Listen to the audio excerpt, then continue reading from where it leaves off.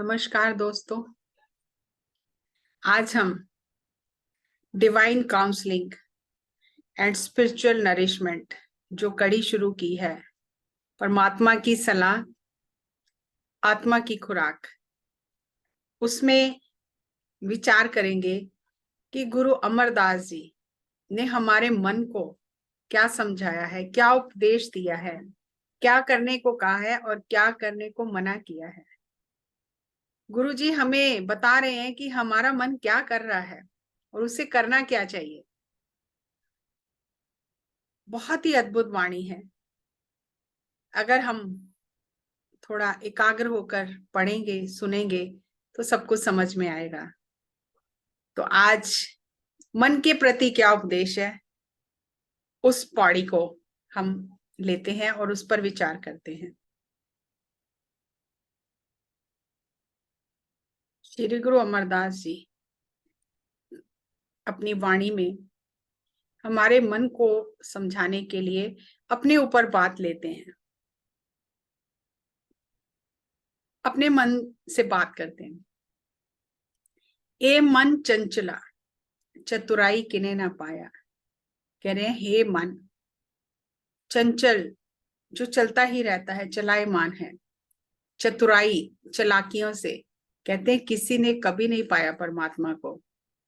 चंचलता से, चालाकियों से, चतुराइयों से कभी किसी ने परमात्मा को पाया ही नहीं है। चतुराई ना पाया किने तू सुन मन मेरे। फिर अपने मन को संबोधित करके कहते हैं कि हे मेरे मन तू सुन ले। कभी भी किसी ने चालाकियों से परमात्मा को नहीं पाया। अपने मन को कह रहे हैं और हमें समझा रहे हैं कि चालाकियों से परमात्मा को नहीं पाया जा सकता। हम कितने समझदार समझे अपने आप को, कितने बुद्धिमान समझे, लेकिन परमात्मा के आगे हमारी कोई बुद्धिमत्ता, कोई चालाकी नहीं चलती। ए माया मोहनी जिन एत भ्रम भुलाया। कह रहे हैं जो परमात्मा ने ये मीठी मोहनी माया लगा दी है, उसने तुझे भरमा लिया है, उसके कारण तू भूल गया है और यहां वहां भटक रहा है। ए माया मोहनी, जिसने तुझे मोह लिया है, जिन एत भ्रम भुलाया, क्योंकि इस माया ने तुझे भुला दिया है, तू भ्रम में भटक रहा है। जैसे भ्रम में हम रस्सी को सांप समझ लेते हैं और उससे डरते रहते हैं। आगे कहते हैं माया ता मोहनी तिने कीती जिन ठगौली पाया। कह रहे पर माया को भी किसने बनाया? माया को भी तो उसी ने बनाया, उसी की माया है, उसने बनाया है। पहले जमाने में एक ठग बूटी होती थी जो सुंघा दी जाती थी और बेहोशी की हालत में व्यक्ति चला जाता था और उसका सब सामान लूट लिया जाता था, उसे ठग बूटी कहते थे। तो कह रहे हैं कि ये जो ठगौली है, ये जो सुंघा दी है तेरे को ठग बूटी परमात्मा ने आत्मा को, उसकी वजह से तेरे को माया मीठी और मोहनी लग रही है, लेकिन ये बनाई तो उसी ने है। माया ता मोहनी तिने की थी, ये मोहिनी माया उसी ने बनाई है।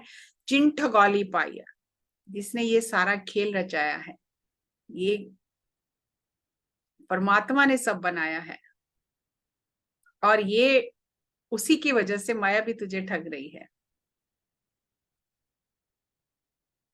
अब कहते हैं कि इससे बचने के लिए क्या करना है। कह रहे हैं कुर्बान कीता तिसे विटो जिनमो मीठा लाया, कि उसके ऊपर ही कुर्बान कर दिया जिसने ये मीठा मोह लगाया है माया का, क्योंकि बनाने वाला वो है। तो जिसने बनाया हो उसके तो अधीन ही रहती है। हम संघर्ष करते रहते हैं। माया क्या है? हर वो चीज जो हमें परमात्मा का नाम भुला दे वो माया ही है। हम समझते हैं धन पदार्थ माया है, नहीं, हर चीज वो माया है। जीव, सजीव, निर्जीव, जो परमात्मा की ओर से हमारा ध्यान हटा ले।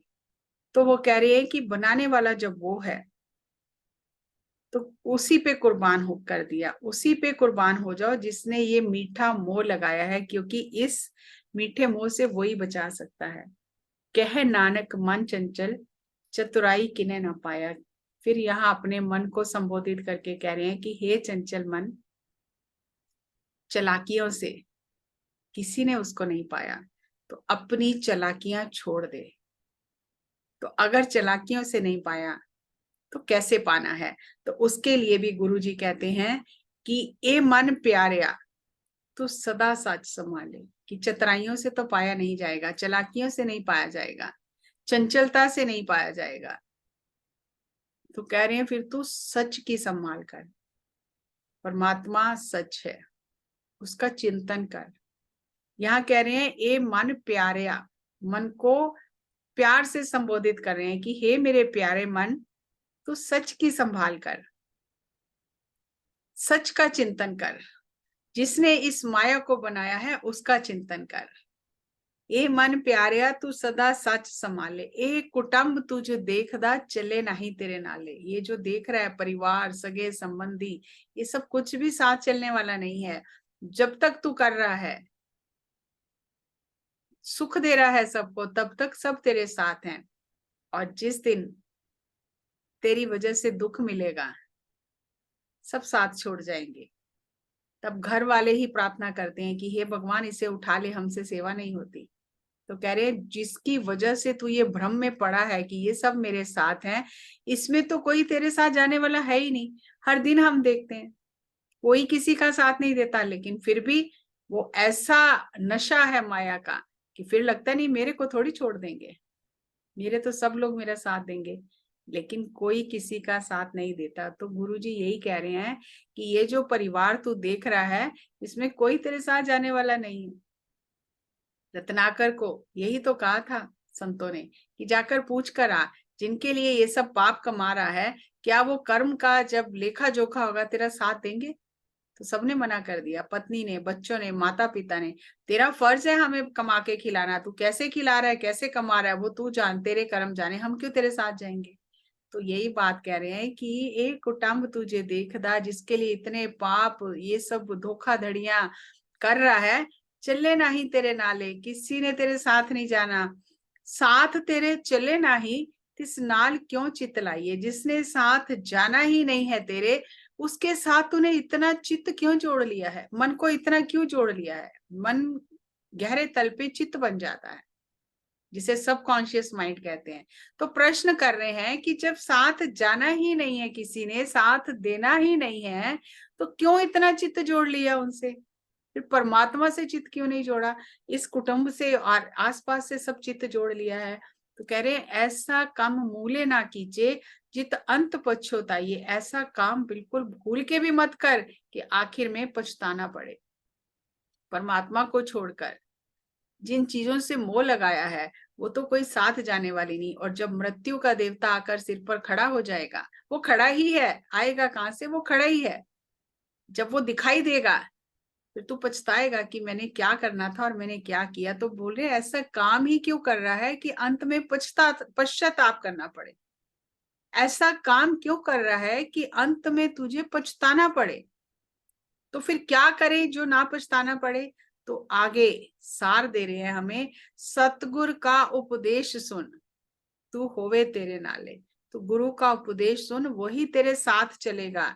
उसने तेरा यहाँ और वहां, इस लोक में और उस लोक में साथ देना है। तेरे साथ वही गुरु का उपदेश चलेगा, जिस पर चल के तू अपने जीवन को दिशा देगा। कह नानक मन प्यारे तू सदा सच संभाले। कह रहे हैं हे मेरे प्यारे मन, हमेशा सच के साथ रह, सच को संभाल, सच का चिंतन कर।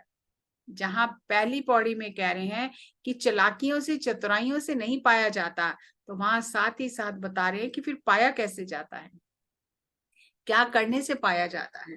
प्रश्न और उत्तर दोनों साथ साथ दे रहे हैं। तो हमें जागने की, समझने की, जीवन में उतारने की जरूरत है कि किस तरह से गुरुजी हमारी काउंसलिंग कर रहे हैं, प्यार से समझाकर, बहुत ही सरल शब्दों में, कि ये कर रहा है इसे छोड़ दे, और करने लायक ये है इसे पकड़ ले। तो एक बहुत ही प्यारी गुरु गोविंद सिंह जी के टाइम की साखी आती है कि एक सिख जिसकी शादी हुई और कुछ ही दिन बाद उसके मन में वैराग्य जाग गया कि मुझे गृहस्थी के जंजाल में नहीं पड़ना, मुझे संन्यास लेना है। और माता पिता बहुत परेशान हुए कि अभी तो शादी हुई है और ये बच्चा संन्यास लेना चाहता है। तो गुरु जी के पास गए और जाकर गुरुजी को कहा कि ये सन्यास लेना चाहता है पुत्र हमारा। तो गुरुजी ने कहा कि सन्यास क्यों लेना चाहता है? तो कह रहे घर बार छोड़ के जाना चाहता है। तो गुरुजी ने कहा कि उपराम होना मन तो अच्छी बात है कि इतने जवानी की उम्र में जब किसी को इस बात की समझ भी नहीं होती है तो ये मन में इसके विचार जागा है कि सन्यास लेना है मैंने, इसके मन में वैराग्य का भाव जागा है, तो अच्छी बात है। तो उन्होंने कहा अभी इसकी शादी हुई है और ये छोड़कर जाना चाहता है। तो गुरुजी ने उसे बुलाया और पूछा कि किसका उपदेश लिया है, किसका सिख है तुम? तो कहने लगा आप ही का सिख हूं, आप ही का उपदेश लिया है। तो गुरुजी ने उससे पूछा तेरे मन में ये वैराग्य कैसे जाग गया इस उम्र में? तो कहने लगा मैं नित्य नेम का पाठ कर रहा था आनंद साहब का, और उसमें पौड़ी आई कि ए कुटम तुझे देखदा चले नहीं तेरे नाले, साथ तेरे चले नहीं तिस नाल क्यों चित लाइए। जब साथ ही नहीं देना इस कुटुंब ने तो इसमें फंसना ही क्यों है, इससे चित्त लगाना ही क्यों है, इसलिए मैं छोड़कर जा रहा हूँ। ये तो वाणी में ही कहा गया है कि इसने साथ नहीं देना, इसके साथ चित्त क्यों लगा रहा है। तो गुरु जी ने कहा कि आगे का भी पढ़ लेता। आगे क्या कहा है? सतगुर का उपदेश सुन तू होवे तेरे नाले, कि गुरु का उपदेश सुन। ये नहीं कहा कि छोड़ के चला जा, चित्त नहीं लगाना है उनसे, सब जिम्मेदारियां धर्म निभाना है अपना, लेकिन भागना नहीं है, जागना है। सतगुर का उपदेश सुन, आगे लिखा हुआ है, होए तेरे नाले, कह नानक मन प्यारे, सदा सच संभाले। सच की संभाल कर, हृदय में सच को संभाल और ऊपर से सारे काम कर। तो गुरु जी ने उस सिख को उपदेश दिया। हम भी आधी अधूरी बातें समझते हैं और चल पड़ते हैं, लेकिन नहीं, गहराई में उतरना है। एक ही पौड़ी में प्रश्न भी है, उत्तर भी है, समस्या भी बताई, समाधान भी बताया। अगर हम समस्या को पकड़ेंगे तो समाधान कैसे मिलेगा? तो हमें भी समझदारी दिखानी है, जागना है, विचार करना है, चिंतन करना है और सत्य को पकड़ना है, सत्य के साथ अपने चित्त को जोड़ना है। और ये जो पहली पौड़ी आई कि चतुराई से नहीं पाया जा सकता, चालाकियों से नहीं पाया जा सकता, गुरु को हम भ्रमित नहीं कर सकते, हम खुद ही भ्रम में हैं, हम ही फंस जाते हैं। तो उसकी एक बहुत प्यारी साखी गुरु गोविंद सिंह जी के टाइम की मैं शेयर करती हूँ आपसे, ताकि हमें क्लैरिटी मिले। तो गुरु गोविंद सिंह जी के टाइम पे उज्जैन से संगत आई दर्शन करने, और भी जगह जगह से आए। तो गुरु जी ने कहा, बात चल रही थी सिक्खी क्या है, सिख किसके सिख हैं? तो उन्होंने सबने कहा गुरु जी हम आपके सिख हैं, आपकी ही सिक्खी धारण की है। तो गुरुजी ने हंसकर कह दिया कि आप तो अपनी घर वालियों के, अपनी सिखनियों के सिख हो। तो कहने लगे नहीं गुरुजी हम आपके सिख हैं। कह तो दिया, लेकिन परीक्षा आ गई। तो गुरुजी ने कहा कि जब तक अब हम आज्ञा ना करें, अनंतपुर छोड़कर कोई नहीं जाएगा यहाँ से। और चारों तरफ जो अनंतपुर के बाहर जाने के मार्ग थे, वहां पर उन्होंने फौज खड़ी कर दी कि किसी को भी जाने नहीं देना, किसी भी रास्ते से कोई जाए उसे जाने नहीं देना। बहुत दिन हुए, अब जो उज्जैन से संगत आई थी वो मन में सोचने लगी कि हमारा तो काम का बड़ा नुकसान हो रहा है, किसी ने खेती बाड़ी की है, किसी ने दुकान चलानी है, बंद करके आए हैं, तो क्या करें, गुरुजी तो जाने नहीं दे रहे। तो उसमें एक संगत में बुजुर्ग था, और जैसे कहते हैं कि बुजुर्ग ज्यादा चालाक हो जाते हैं, उनका दिमाग ज्यादा चलने लग जाता है। तो उसने कहा मेरे पास एक स्कीम है, मेरे को प्राणों का संयम आता है, मैं सांस को रोक सकता हूं। तो आप एक लकड़ी का फट्टा मंगाओ और उस पर मुझे डाल दो, चद्दर डाल दो, और आप ये कह दो कि ये जो सिख है ये शरीर छोड़ दिया है और इसे वापस हम उज्जैन लेकर जा रहे हैं इसके परिवार के पास। तो इस तरह से हम सब अनंतपुर से बाहर निकल जाएंगे। तो सबको उसकी सलाह बहुत पसंद आई। अब यही चालाकी है, यही चतुराई है। तब भूल जाते हैं कि गुरु सब कुछ जानता है, गुरु को कैसे हम धोखा दे सकते हैं। तो वैसा ही उन्होंने किया, उसको लेटा लिया, उठा लिया, चद्दर डाल दी ऊपर कि ये शरीर छोड़ चुका है, और बाकी जो संगत थी वो साथ में शब्द पढ़ती हुई जा रही है कि सेवक की ओढ़क निभी प्रीत, जीवत साहेब सेवियो अपना, चलते राखियो जी। और जब निकल रहे थे अनंतपुर की गलियों से, तो गुरु जी को आवाज आई कि संगत कोई शब्द पढ़ती हुई जा रही है। तो गुरु जी ने सेवादार को भेजा, जाओ देखो कौन सी संगत आई है, कहाँ से आई है। तो सेवादार ने सब पता करके बताया कि उज्जैन की संगत में एक जो सिख है उसने शरीर छोड़ दिया है, और बाकी संगत शब्द कीर्तन पढ़ते हुए करते हुए उसे लेकर जा रही है। तो गुरुजी ने कहा, अच्छा रोको उन्हें, हम भी तो देखें कौन सा सिख है जिसने यहाँ शरीर छोड़ा है। तो हम उस सिख को देखना चाहते हैं, और संगत जाते जाते दर्शन करके जाए, ये ज्यादा अच्छी बात है। तो संगत को रोको। तो सिख ने जाके रोका, और दूसरे सेवादार को गुरुजी ने कहा कि लंगर से जलती हुई लकड़ी लेके आ, और जिस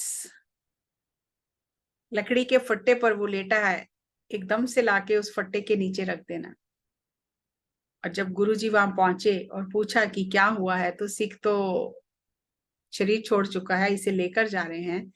तो गुरुजी ने कहा कि आप बहुत अच्छा शब्द पढ़ रहे हो कि जो सिख है उसकी गुरु के चरणों से प्रीत निभ गई है, जीते जी उसने गुरु को याद रखा, मरते टाइम भी गुरु को याद करते हुए ही गया है। तो इतने में वो सेवादार ने आके वो जलती हुई लकड़ी नीचे लगा दी। अब सब घबरा गए।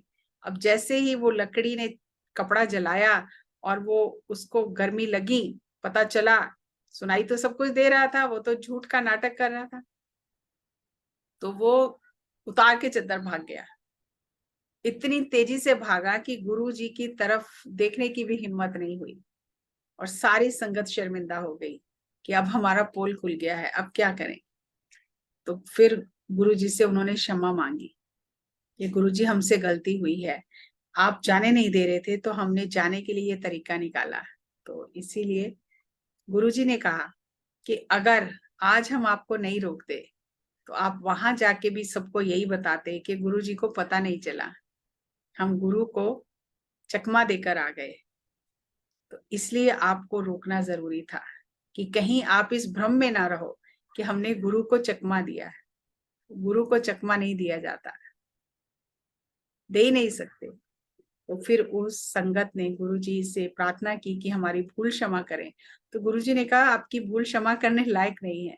तो जो साथ में और सिख थे, आगू सिख थे, उन्होंने कहा, गुरुजी बच्चे हैं, गलतियां हो जाती हैं, आप तो दया के सागर हो, क्षमा करो। तो गुरुजी ने उनकी भूल को क्षमा किया और कहा कि कभी भी झूठ का सहारा नहीं लेना। और ये जो कहा था कि हम आपके सिख हैं, तो आपको तो अपने घर परिवार की याद आ रही है, तो यही तो कहा था कि आप अपनी पत्नियों के सिख हो, मेरे सिख नहीं होगी।